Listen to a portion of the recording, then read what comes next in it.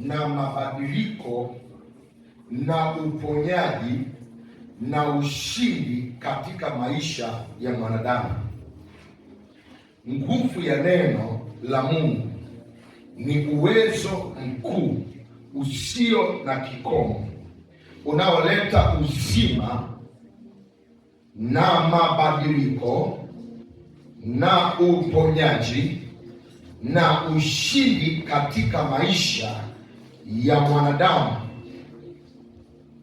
Na maandiko ambayo tumeyasoma yanaonyesha namna ambavyo neno la Mungu linavyoweza kusababisha mabadiliko, linavyoweza kuleta uponyaji, na namna neno la Mungu lilivyo na nguvu zisizokuwa za kawaida.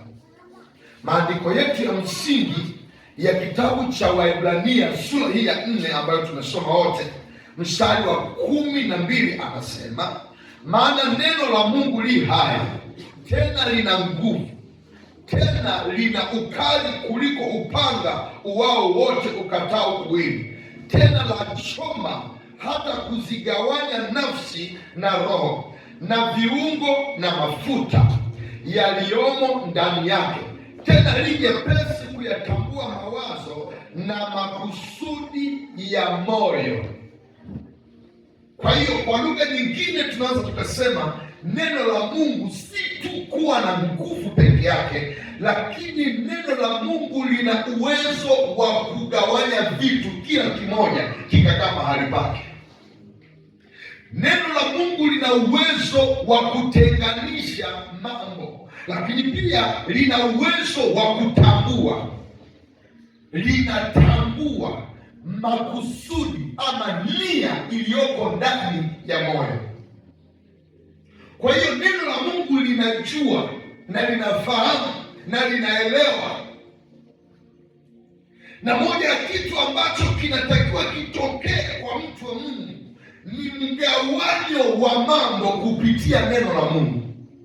Yaani neno lije kwako, likishakuja kwako lije separate mambo, litenganishe mambo. Anasema lina uwezo wa kugawanya mwili, nafsi na roho na mafuta yaliyoko ndani yake. Kwa uwezo wa neno la Mungu hauna mipaka, unaenda mbali zaidi. Bwana Yesu asifiwe sana. Kwa hiyo lazima ufahamu wa kutambua neno na kujua neno uondoke katika maandishi, uende kwenye viwango vya hilo neno kutenda, hilo neno kufanya, hilo neno kujua, hilo neno lianze kushughulika. Linakuja halikai bure, kuna kazi linakuja kufanya. Neno la Mungu linapokuja haliji kukaa bure, na sharti ya neno linapokuja haliwezi likarudi bila kufanya kazi. Litatafuta eneo lolote ambalo linaweza likafanya kazi.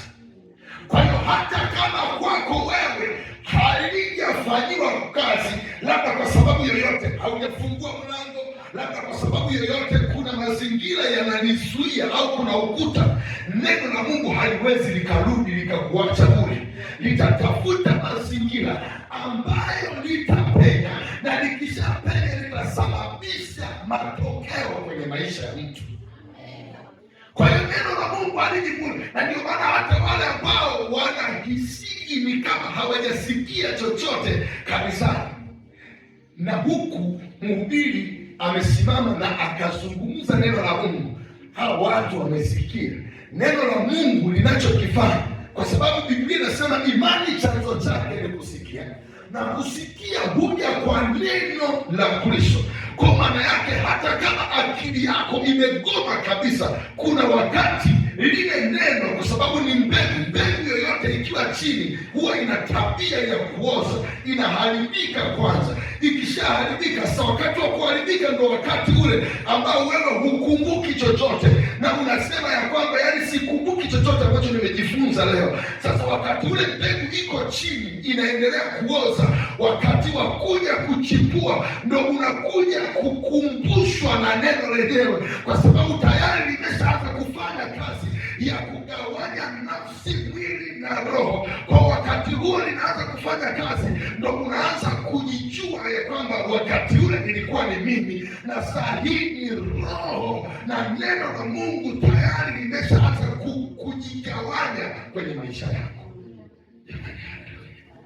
Jamani,